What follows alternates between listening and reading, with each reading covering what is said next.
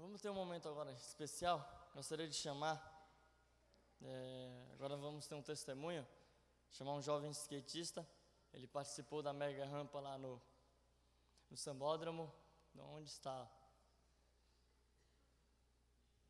Aí, chegou o nosso skatista.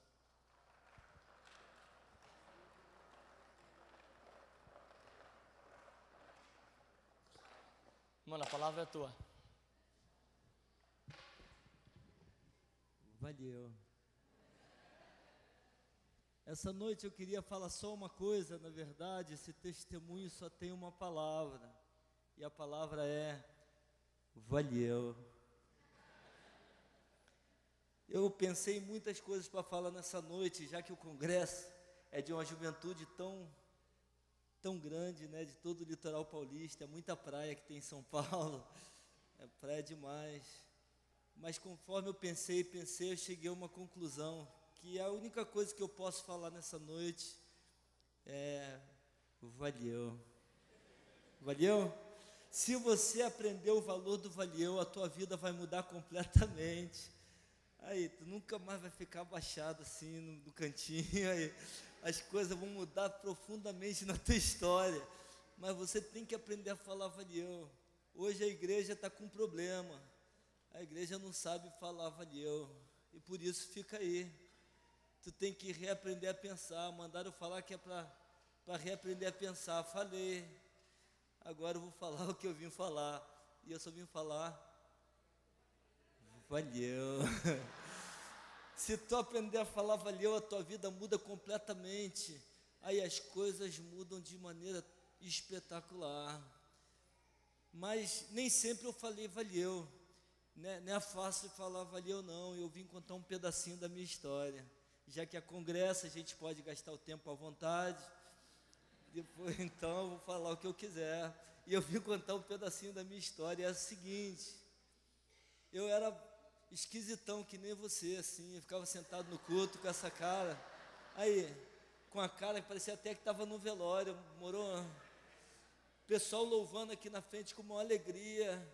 E eu ficava sentado com uma raiva, falava, não sei cantar desse jeito, tudo afinado. Aí, uma bobeira ficar cantando desse jeito aí na frente, não vou cantar nada. Ficava pensando nas contas, ficava pensando na roupa para passar, do dia seguinte. E era complicado o negócio, e isso dá um transtorno emocional muito profundo. E eu entrava em depressão terrível. E eu vinha para a igreja com depressão. Não era para tirar a depressão, era para você ver que eu estou com depressão. É uma coisa mais ou menos assim, só de raiva. Eu falava, o pastor ganha para isso, ele vai ver minha cara com depressão, olhando para a cara dele. Estou com depressão mesmo, mané. Era assim que eu fazia. Falei, vou para o instituto de inverno, e cheio de frio, e vou ficar sentado com cara de sei lá o que, não posso nem falar do que é a cara, porque senão é pecado. E aí, vou ficar sentado com essa cara aí mesmo, e não vou fazer nada, e a louvor, e eu vou ficar quieto aí. Tem a letra lá, mas não vou cantar junto, estou de má vontade. Eu era assim, desse jeito. No outro dia eu ia trabalhar, ia para o trabalho com uma má vontade. Eu falava, caraca, aí. Só passava uma coisa pela minha cabeça. Quando eu estava assim, no fundo, eu pensava, e o meu raciocínio me levava sempre para a mesma direção. Caraca, aí. Aí é muito triste quando você tem caraca na cabeça. Eu não estou dizendo de caspa, não estou dizendo de caraca para o lado de fora, não, porque você não toma banho todo dia, porque está muito frio, não estou dizendo disso, não. Estou dizendo do outro tipo de caraca, aquela que fica dentro do teu raciocínio, na tua maneira de pensar. E quanto mais eu pensasse, meu raciocínio me levava para a mesma direção. Caraca, aí.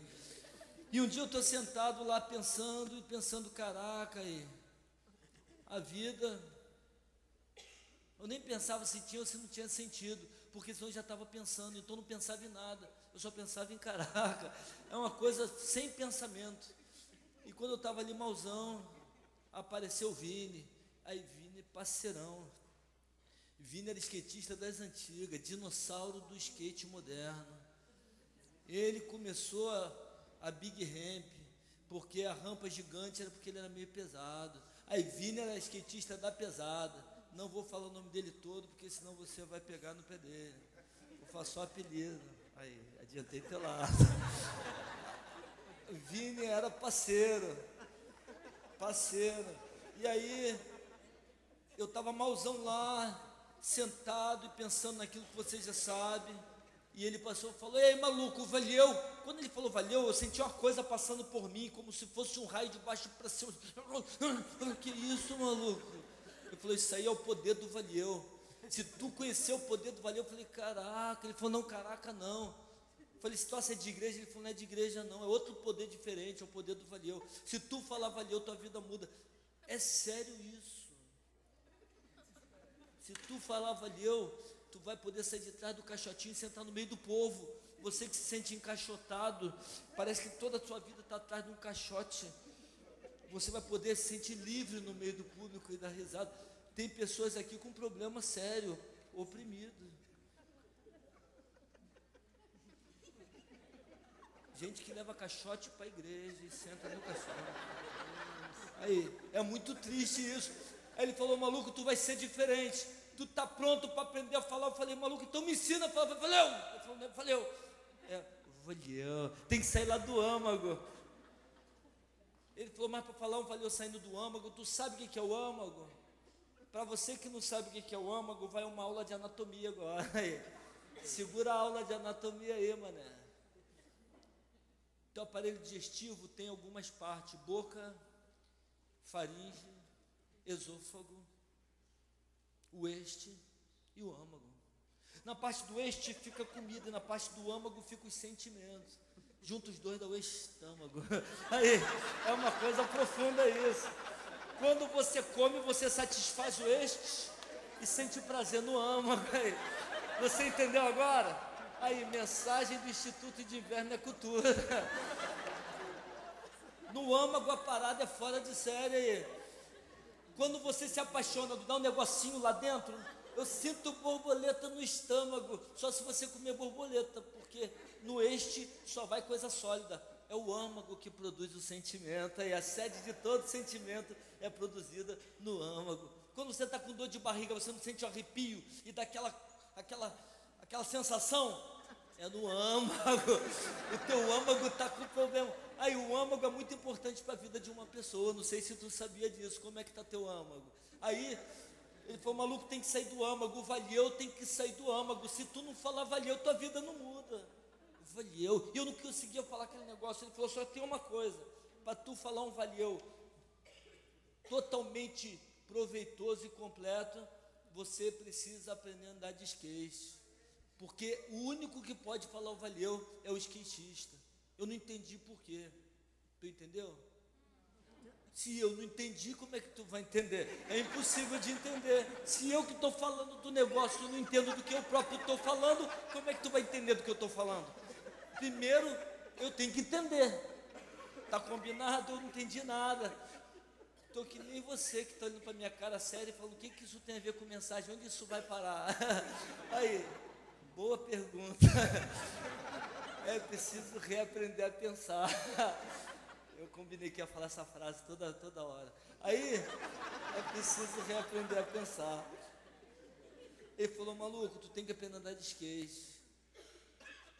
Só o skatista pode falar valeu. Eu falei: tô dentro. Ele falou: então beleza. E eu vou ensinar para vocês 5 lições do skate. Primeira lição do skate: você tem que ter uma identidade definida. O skatista, ele se veste diferente. A sua bermuda vai quase até o tornozelo e a meia vai quase até a bermuda, e você tem 2 dedos, no máximo 3 dedos de perna aparecendo. Não sei se tu percebeu isso. Até pensei em sugerir para as igrejas a moda do skatista para algumas moças aí, porque o negócio está complicado. Inverteu, ao invés de ficar 3 dedos aparecendo, bota 3 dedos de bermuda aí. O pessoal do litoral não é mole não. O skatista, ele se veste diferente. Não sei se dá para tu perceber. Ele usa um boné na cabeça, ao contrário. Aí, ó, tu já tem um estilo de skatista aí. Tu tá com o boné ao contrário. Ele vai pro casamento de terno e gravata com o boné ao contrário. Ele vai trabalhar com o boné ao contrário, olha lá. Um montão de gente com vocação esqueixística. Ele se veste diferente. Segunda coisa, ele fala diferente. Eu não sei se você percebeu. E ele para diferente. Se ele fosse se locomover numa pequena distância, ele vai na mesma posição. E ele volta na mesma posição. Porque ele para diferente. Só para poder decorar essa questão da identidade, eu queria conclamar. Aí aprendi a falar esse negócio de conclamar ali fora. Eu queria conclamar. Aí conclamar só bem, conclamar. A parte mais inteligente da igreja para repetir comigo. Todo mundo sabe que a parte mais inteligente é a parte feminina. Valeu? Aí se eu fosse uma mulher agora, eu tava assim de alegria. Porque ninguém dá moral para vocês. Todo mundo fala que você não sabe dirigir, que você é esquisito. Aí, tô dando maior moral. Aí. Valeu mesmo. Vamos lá, mulherada, comigo então. Moças, meninas, mulheres, senhoras, tudo que for do sexo feminino legítimo. Fala comigo. Aí, sem nenhum preconceito. Sem nenhum preconceito, mas não vai pegar bem.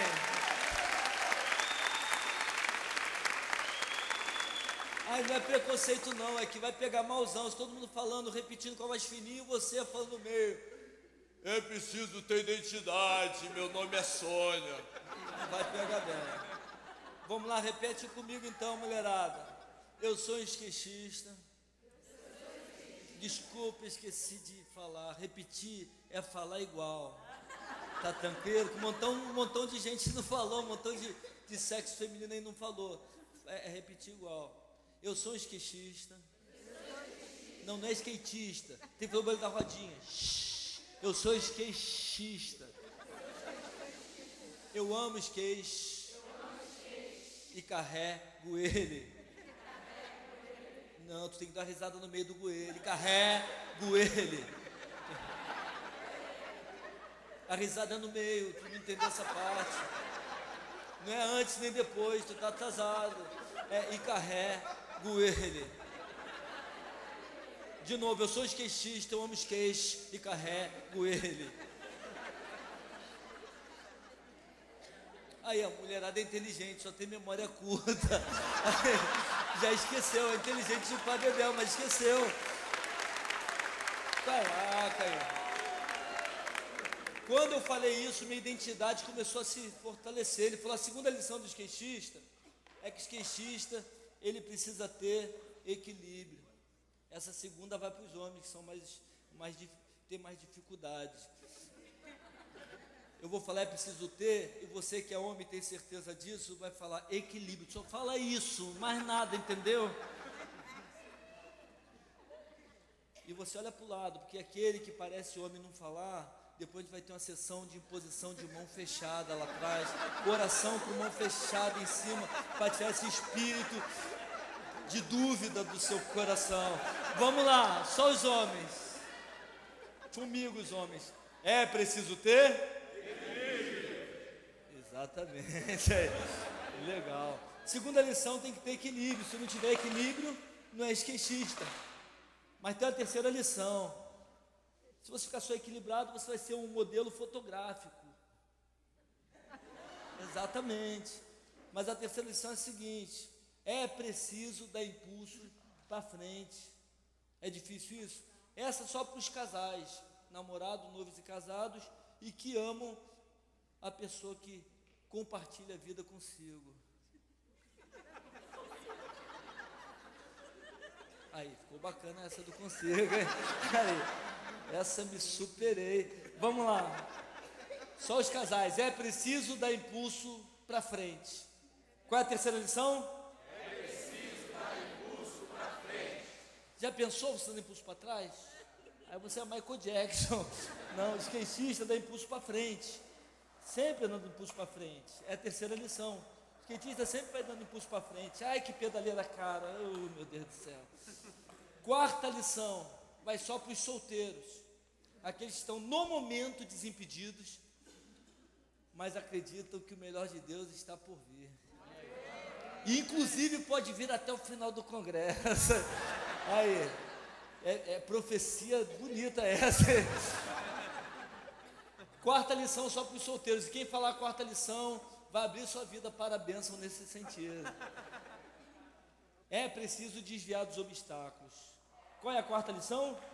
É preciso desviar dos obstáculos. O obstáculo vem e você tem que sair dele, senão ele te derruba. E a quinta e última lição, é preciso saber parar e dar meia volta, porque senão você cai. A quinta é para todo mundo. Qual é a quinta lição? É preciso saber parar e dar meia volta. Quando eu aprendi as 5 lições do skate, só para que você não peque me julgando, quando eu falo as 5 lições, é porque na linguagem do skatista, você flexiona o artigo e mantém o substantivo simples inflexionado. Aí se deu mal, aí se ferrou, aí. Tá pensando que skatista tá de bobeira? Isso é a linguagem do skatista. Quando eu aprendi tudo isso, eu senti uma coisa no meu âmago, algo aconteceu na minha vida, maluco. E eu falei pela primeira vez na vida. Valeu. Tudo começou a mudar na minha história. Eu comecei a sentir uma paz, uma alegria, minha maneira de pensar mudou. Ao invés de ficar pensando só, caraca, eu fiquei muito feliz. E aí tudo era valeu. O pessoal olhava para mim e falava valeu. E tudo era valeu e eu fiquei muito diferente. Mas depois de um mês eu voltei a ficar triste de novo. E voltou aquele pensamento.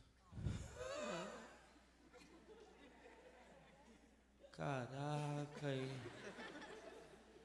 E Vini chegou e falou, maluco, tu já foi pro shopping? Eu falei, não, porque skatista é meio filósofo. Ele vai para a porta do shopping, senta na porta do shopping, olha para a cara do pessoal, a pessoa entra no shopping, faz compra, sai do shopping, olha para a cara dele, olha para a cara do pessoal, ninguém entende nada, entendeu? Aí não é para entender, é filosófico. Se você entender, perdeu o sentido. Eu fiquei sentado o dia inteiro ali, fui para casa melhor, é verdade. Quando eu ficava triste, ia para a porta do shopping, mas depois de 2 meses, novamente. Exatamente. E aí ele falou, tu já cheirou? Eu falei, que isso, Vini? Não cheiro não, sou skatista. Ele falou, não, mas todo skatista cheira. Por isso você usa esse tênis tão grande. Você precisa molhar o tênis todos os dias no verão, durante um mês. Você molha de manhã, de tarde, de noite, fica um mês sem tirar do pé. Na hora de dormir você amarra um saco plástico para maturar. De manhã você molha, de tarde você molha, de noite você molha, amadurece. Depois de um mês o tênis está pronto para a questão mais terapêutica do mundo. Você cheira o tênis e o que acontece? Você sai de você através do seu pé para entrar em você pelo seu nariz, fazer uma análise introspectiva, passar pelo consciente, subconsciente, inconsciente, fazer uma catarse, fazer todas as associações possíveis, elaborar tudo que não está elaborado e você sai pelo outro pé. O dia que Sócrates cheirou o tênis, ele falou, conhece-te a ti mesmo. Aí, coisa filosófica, eu falei, show. Preparei o tênis durante um mês. Quando bateu a tristeza, eu...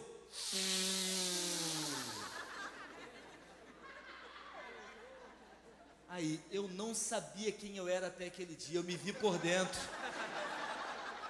Vai um aviso. Não tente fazer isso sozinho na sua casa, sem orientação, você pode correr riscos. Cheirei meu tênis, fiquei em paz. Se houver pastores presentes, tem um estoque de tênis na sua igreja, tênis diaconais, tênis para liderança, isso funciona. Cheirei tênis, 2 anos eu levei assim, mas teve um dia que eu cheirei o tênis e continuei triste. Cheirei os 2 tênis. Aí eu entrei em convulsão, quase morri. É simples, dentro de mim só cabe um de mim, não 2 de mim. E tinham 2 de mim dentro de mim mesmo. Até que um pudesse sair, os 2 começaram a entrar em conflito dentro de mim. Fui pro CTI. Quando eu saí do CTI, o Vini falou, aí parceiro, agora tu tá pronto para conhecer o Zé, o rei do skate, e mudar a tua história e a tua maneira de pensar. Eu falei, mas o que tem a ver tudo isso? Ele falou, não, você está pronto a pagar o preço. Zé ele tinha tão a sério essas lições que ele aplicou na vida dele a lição do skate, ele mudou a maneira dele de pensar e tudo dava certo para ele. Uma vez ele ficou vendido na história com a família dele, mas tudo deu certo para ele. Ele começou a trabalhar que nem escravo, ganhando menos que salário mínimo, mas tudo passou a dar certo para ele, se tornou o gerente. Armaram para ele, foi para a cadeia e tudo deu certo para ele. No final das contas ele se tornou funcionário público. Aí, o cara arrebentou. Mas por que ele foi? Porque o Zé colocou na vida dele a lição do skate e mudou a maneira dele de pensar. E eu queria compartilhar isso contigo hoje. Fecha teu olho aí que eu vou orar por você. Pai querido, em nome de Jesus, nós te agradecemos pelas risadas que nós pudemos dar na tua presença. E muito obrigado por ter rido junto com a gente. O teu sorriso é a coisa mais preciosa para nós. Eu imagino o Senhor dando gargalhada junto conosco. É tão gostoso. Muito obrigado por isso. Mas, Pai, a vida não é feita só de momentos de sorriso. Nós precisamos viver uma vida de sorriso. Uma vida que mesmo nas dificuldades a gente encontre a motivação do Senhor para poder viver o que o Senhor planejou para nós. Então, Pai, nessa noite ajuda-nos a entender como mudar a nossa maneira de pensar, aprendendo com o rei do skate e José. Em nome de Jesus, amém. Repete comigo, meu irmão. E tudo que José punha as mãos, o Senhor fazia prosperar. Porque o Senhor era com José. Gênesis 39:2, na linguagem da Bíblia viva. Preste atenção numa coisa. José, ele colocou na vida dele lições do skate. E eu penso que mudar a maneira de pensar é a gente desmontar a estrutura humana de construir raciocínios para lançar mão da lógica divina e deixar que essa lógica estruture a nossa maneira de pensar. Nós precisamos raciocinar motivados e dirigidos pela ação de Deus, revelada na palavra e motivada e gerada pelo Espírito Santo na nossa vida. Como isso se troca em miúdos? José foi um rapaz que marcou a história. Na pena do biógrafo não encontra na vida de José nenhum furo. Na vida de grandes homens da Bíblia nós encontramos falhas, mas na vida de José a Bíblia não relata falhas. José foi um homem abençoado, um homem que marcou a história, impactou a sua geração. Foi um homem que impactou a família, um homem que impactou o trabalho, impactou tudo. Por um motivo: a maneira de pensar de José foi moldada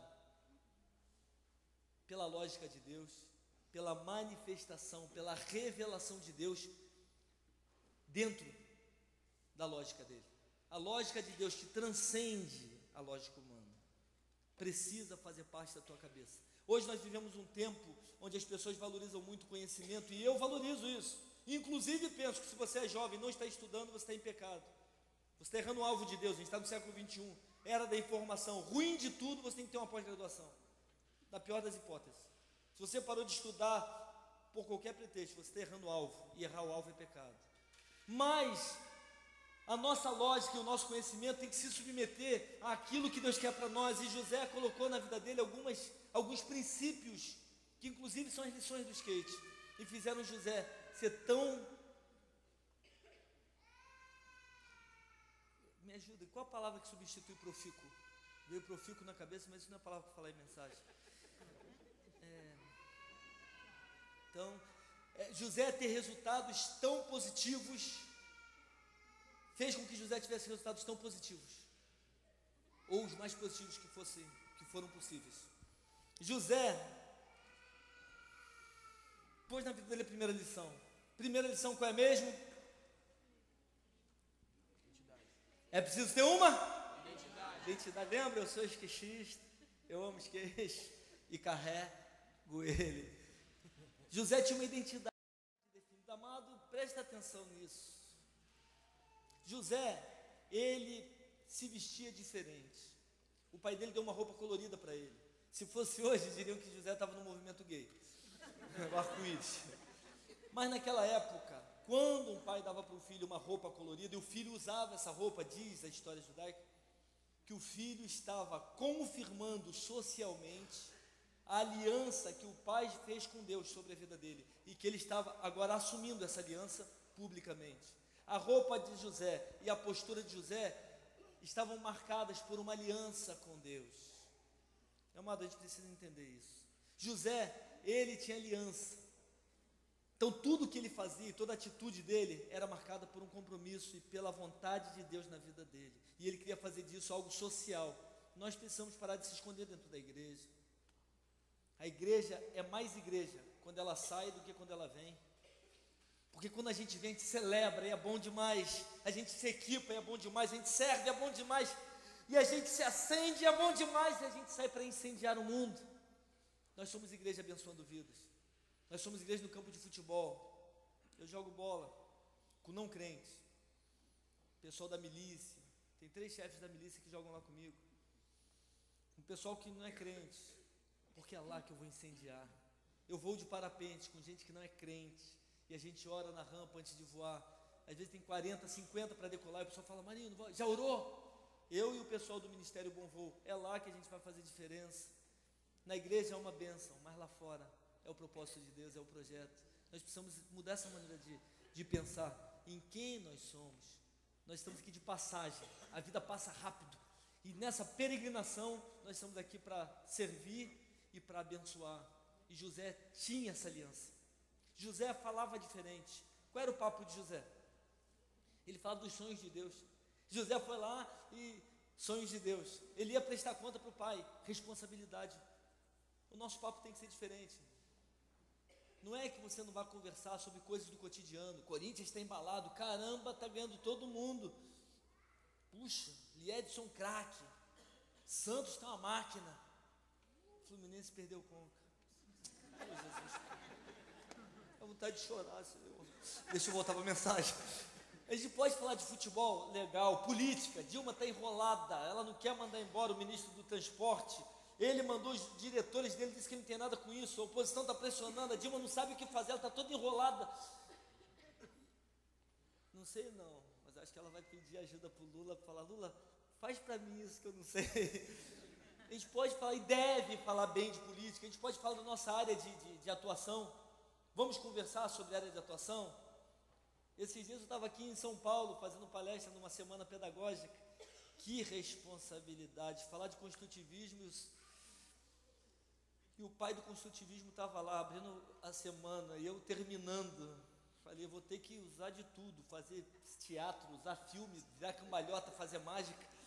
Fiz tudo, e o pessoal falou, nossa, tua palestra foi melhor do que a dele. O povo não vê nada direito, né? Dá para enganar fácil o povo. O povo é muito legal. A gente pode falar sobre o que quiser, mas, meu amado, uma coisa que tem que estar presente na nossa fala, a gente tem que falar das coisas de Deus, e dos sonhos de Deus, da bênção de Deus. Nós precisamos valorizar, começar a valorizar a palavra de Deus numa contextualização com a nossa vida. A palavra de Deus tem a ver com pescaria, tem a ver com futebol, a palavra de Deus tem a ver com casa, com dono de casa, com dona de casa, a palavra de Deus tem a ver com carro, tem a ver com qualquer coisa. A gente tem que contextualizar. E José parava diferente, ele tinha uma postura diferente. José realmente se viu como alguém diferente. Meu irmão, entende isso. Se você não se vê como alguém diferente, se você não resgatar a tua identidade, você não vai poder pensar em mais nada. Tudo começa a partir de você. E você começa a partir de Deus. Então resgatar a identidade é entender como Deus me vê. Então quem eu sou, a partir de quem eu sou, eu vou pensar, agir, falar, decidir. Tudo parte disso, a tua identidade. É a coisa mais importante que existe. O diabo fala para você assim, você é pobre. Você fala, é mesmo, eu sou pobre mesmo. Aí o diabo fala, você é feio. Ele fala, claro, diabo, todo pobre é feio. O rico faz negócio no cabelo, compra roupa bonita, fica elegante, faz plástica e tudo. O pobre, do jeito que nasceu, só pior. Aí o diabo fala, e você é burro. Ele fala, é mesmo, diabo, eu sou burro. É claro que é burro ficar dando ouvido pro diabo. E o diabo fala, você ainda tem chulé. Aí você fala, é mesmo, sou pobre, feio, burro e com chulé. Como é que Deus vai me usar?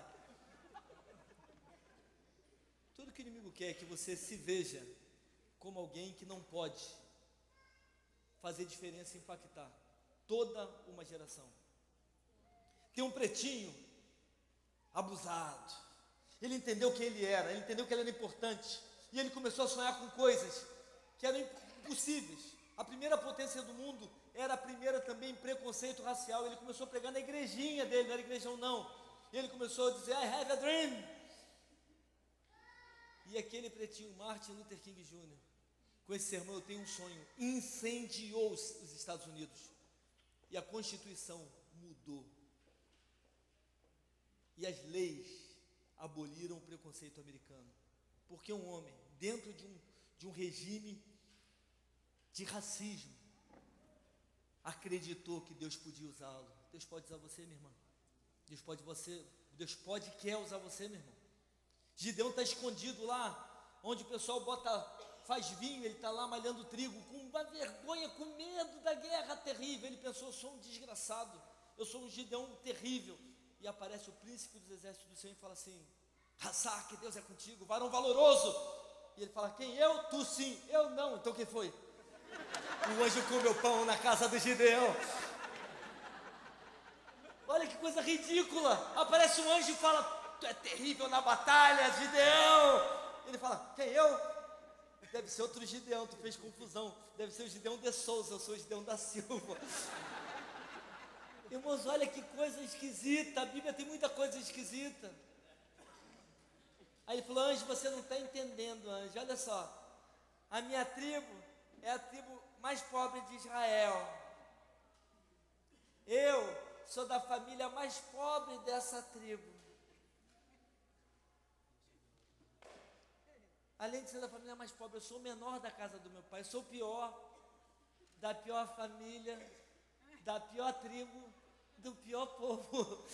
Anjo, eu me sinto como o cabelo encravado da perna da mosca que estava posada no pé do cavalo do bandido, baleado. Eu sou um nada. O anjo olha para a cara dele e fala assim, ah, terrível na batalha, vai nessa tua força, porque através de você, o Senhor livrará Israel da mão dos midianitas. Meu amado, mudar a maneira de pensar é quebrar convenções. Convencionou-se que rico pode, pobre não pode. Convencionou-se que quem tem poder muda alguma coisa, quem não tem não muda nada. Convencionou-se uma porção de coisa, e a gente acredita nisso, e a gente engole tudo isso. Mudar a maneira de pensar é quebrar os paradigmas da sociedade, é quebrar essas convenções e olhar como Deus olha. E Deus olha você como Ele criou você. Você foi criado em Cristo antes da fundação do mundo, Efésios capítulo 1. Jesus planejou você, Ele me planejou lá no céu antes do mundo existir. Olha o meu perfil, um plano de Deus de perfil. Olha um plano de Deus sério agora. Agora você vai ver uma coisa tremenda, um plano de Deus dando um pequeno sorriso. Plano de Deus! Eu sou um plano de Deus, você pode dizer isso? Eu sou um plano de Deus!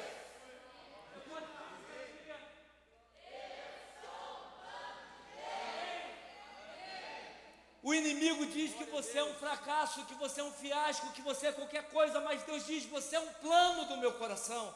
Você precisa quebrar essas convenções. O anjo fala para Gideão, ele não sabia quem ele era. Para Deus ele era terrível na batalha. Para ele era um incapaz. Para Deus ele tinha todos os recursos espirituais necessários para fazer a obra de Deus nessa terra e para vencer as guerras que Deus tinha para ele. As tuas guerras, meu irmão, você pode vencer. Outro dia eu estava conversando com alguns pastores e eles estavam se lamentando. Pastor é um bicho engraçado demais. Pastor, de tanto pensarem que pastor não é humano, eles acreditam que não são humanos. De tanto acreditarem que pastor sofre tanto, parecia que eu estava num grupo de miseráveis, no hospital de leprosos. Só os caras chorando miséria, triste, falando, meu irmão, é difícil demais, né? Outro falava, é muito difícil, é muito ruim. E eu ia pregar para eles. Eu falei, caramba, eu estou errado então. Aí o outro falou, não, pastor, não é muito ruim ser pastor. Eu falei, não, irmão, bom pra caramba, uma bênção. Mas a gente sofre muito, né? Eu falei, você, eu não sei, eu não sofro não. Meu irmão, eu sofro, eu choro pelas minhas ovelhas. Eu falei, azar teu. Eu vou chorar pela ovelha, por quê, meu irmão? A Bíblia diz, porque Deus não vos deixará ser provados acima do que podeis suportar. Antes que a provação providencia também o escape. Ou seja, todo problema tem o tamanho de quem passa por ele. O controle de qualidade do céu não deixa um problema maior do que a tua capacidade. Então não tenho pena de você, porque o teu problema é do tamanho do meu problema, é do tamanho da nossa capacidade. E Deus deu uma vida para cada um cuidar da sua. Eu ajudo você, você vai embora com o seu problema e com a sua vida, problema seu. Eu te equipo, eu te oriento na Bíblia, como você usar as ferramentas para você se levantar e vencer o teu problema. Se você não usar, problema seu, sofrimento seu, dane-se você. Eu vou sofrer por você? Ué, é assim que a Bíblia fala, pastor, equipa os santos para a obra do ministério. Aquele que está ferido, pastor, carrega no colo, claro que carrega no colo. Agora aquele que está ferido e não quer ficar bom, vira churrasco. Ovelha que não quer mais levantar, ela não presta para mais nada. Vão sacrificar essa ovelha. Vai servir para ser comida então. Meu irmão, que coisa esquisita é essa?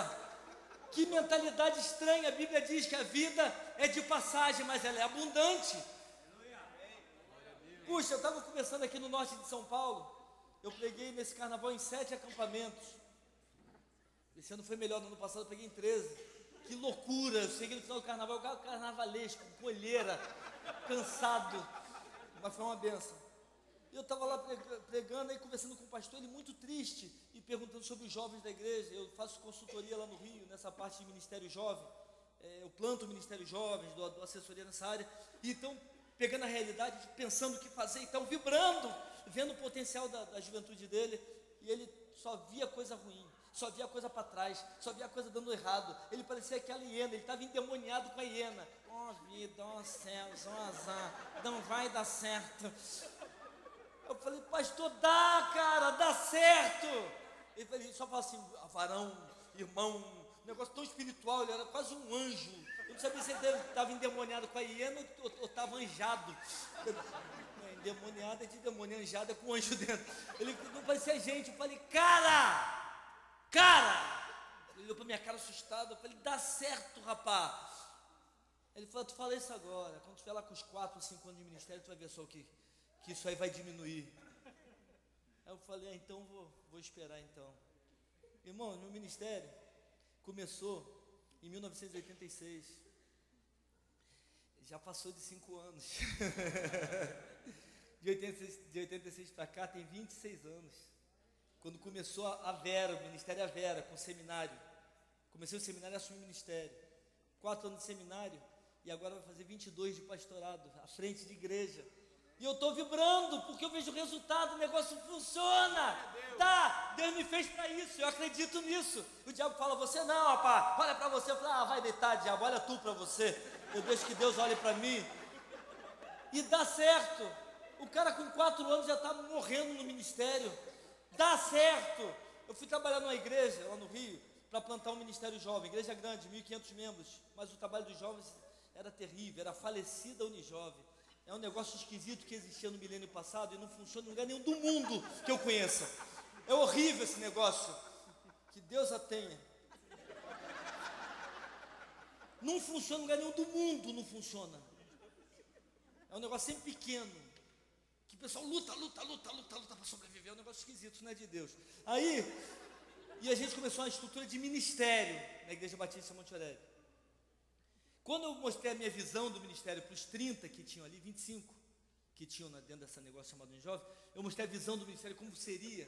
O pessoal falou, você é maluco, você é megalomaníaco, me chamaram de esquizofrênico, em outras palavras. Eu falei, não, irmãos, a visão vai começar pequenininho, com um quadradinho, a gente pula para 3 quadradinhos, funcionando, mais 3, funcionando, a gente dobra, e vai chegar a 45 quadradinhos funcionando dentro do Ministério Jovem. Todo mundo saiu. Eu fiz um corpo a corpo para conseguir 10, para justificar o meu ministério naquela igreja. E começamos o culto na quadra. Lá no Rio é muito calor, igual aqui em Santos normalmente é.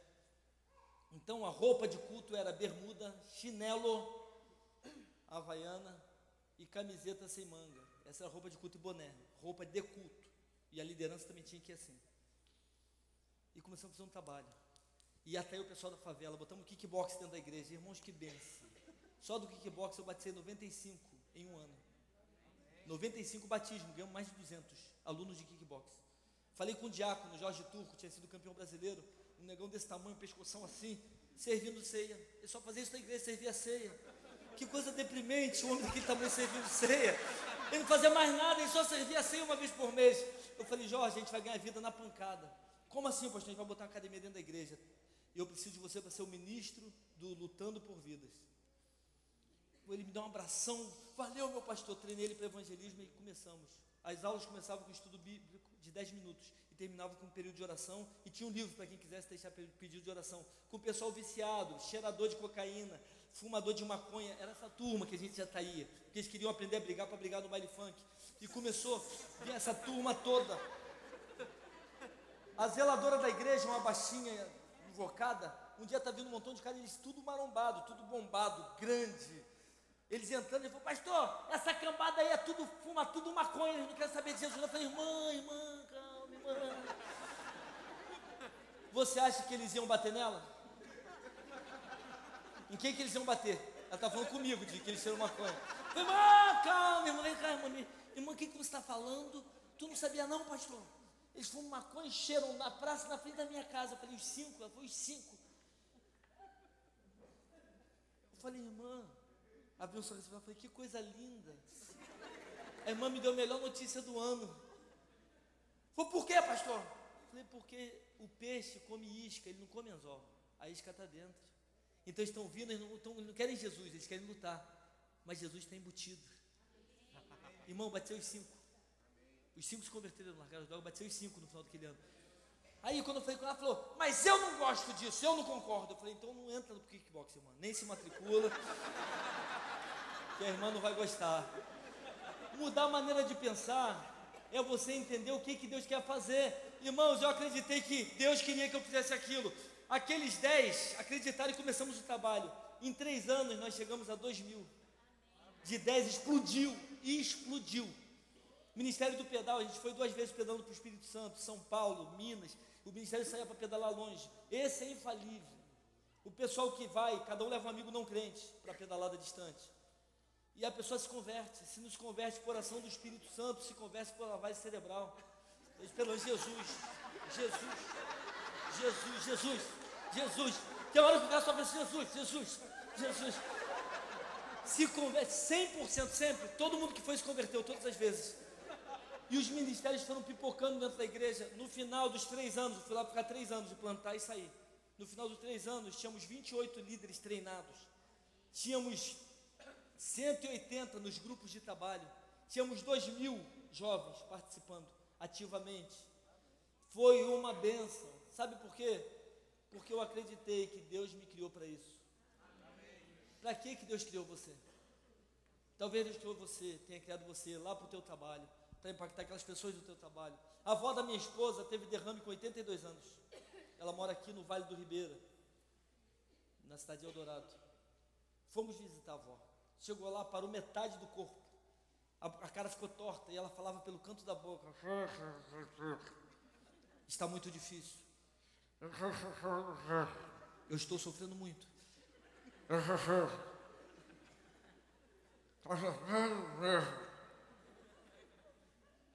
Eu não sei o que fazer. A minha vida está muito difícil nessa cama. E eu não sei mais o que fazer. Me ajudem, por favor. É porque essa linguagem fala muita coisa. Minha esposa entrou, beijei minha avó. Fiquei esperando ali, batendo um papinho. Eu falei, vó, como é que a senhora está? Irmãos, ela entortou a cara. O lado da cara que funcionava, ele enrugou toda. Ela ficou com raiva de mim. Falou, não está vendo não? Como é que você acha que eu estou? Com raiva. Nisso que ela falou, o Espírito falou no meu coração na hora. O Espírito Santo me tomou ali na hora. E me deu uma raiva dela também. Ela com raiva de mim, eu com raiva dela. Só que eu mais novo inteiro. Falei, vai ficar ruim para ela agora. Falei, como é que é, avó? Como é que é o negócio? A senhora está reclamando? Ela falou, claro que eu estou reclamando, eu preferia morrer. Eu falei, eu também preferia que a senhora morresse. Todo mundo preferia que a senhora morresse. A senhora está na cama toda torta, pesada, minha sogra está com problema na coluna, tanto carregar a senhora, fazendo um cocô na fralda, fede pra caramba. Está horrível a senhora. Todo mundo preferia que a senhora morresse, não é só a senhora não. Mas tem uma pessoa que não prefere que a senhora morra. E sabe que essa pessoa é Deus. Porque se ele quisesse matar a senhora, ele levava a senhora. Vó, se Deus deixou a senhora viva, é porque Deus tem frutos na sua vida.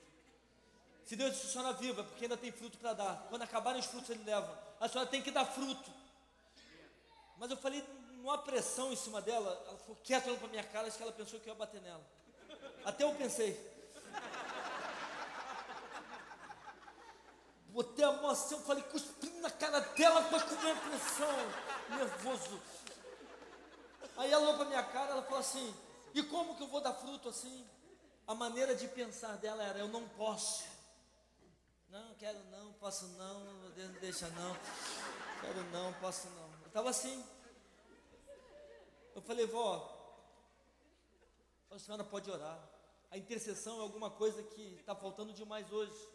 Deus fala, eu procurei um homem que estivesse como que na brecha diante de mim, mas eu ninguém achei, para que não destruísse essa cidade com maldição. Deus precisa de alguém que ore por essa cidade. A senhora assim não dá para fazer nada, só dá para orar. Então ora, intercede pela cidade, intercede pelas pessoas da cidade, intercede pela igreja e pelo seu pastor.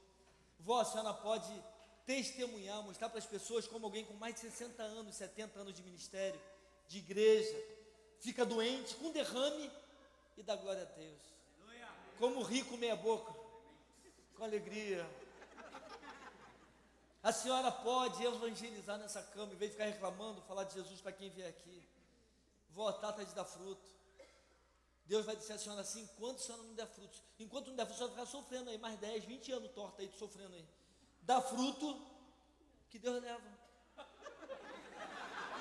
E acaba o sofrimento. Ou ele cura a senhora. Mas a senhora é ovelha, ela fala, eu falei, para aí, a senhora é ovelha, agora eu sou pastor, a senhora é ovelha. Fica quieta que eu estou falando com a senhora. A senhora tem que dar fruto, a senhora é uma bênção, a senhora é poderosa em Deus. Assume a sua identidade, vó, muda a sua maneira de pensar, a senhora pode. A lágrima desceu pelo olho que funcionava. E ela balançou a cabecinha e meu coração ficou em paz. Eu falei, acho que eu já fiz o que eu tinha que fazer. Irmãos, a minha sogra ligou lá para o Rio e disse, olha, desde aquele dia, ela nunca mais reclamou. A gente entra no quarto, de repente, a boquinha dela está batendo. Ela ora dia e noite, ela passou a orar. Sabe o que aconteceu, irmãos? A igreja dobrou o número de membros em um ano. Dobrou, literalmente. Tinha 100 e tantos membros, ficou com 300 e tantos membros. Se converteram metade dos comerciantes da cidade, vários políticos, os vereadores da cidade, se converteram tudo. A grana da igreja, dízimo e oferta, aumentou, a igreja fez uma obra gigante, tudo naquele ano. Foi uma bênção. E sabe o que aconteceu com a avó? Começou a desentortar a cara, começou a falar direito. Aí começou a desentortar o corpo, foi melhorando. Fisioterapia, começou a sentar. Foi para a igreja, sentadinha na cadeira de roda, começaram a levar para a igreja, para ela cultuar o Senhor. Foi melhorando, ela voltou a andar. Ela morreu 10 anos depois, ela morreu 12 anos depois, 94. Ela morreu 12 anos depois, andando com a Biblinha debaixo do braço, indo para a igreja, com alegria. E aprendeu uma lição, que ela tinha uma identidade espiritual. Qual é o teu pretexto para não servir a Deus?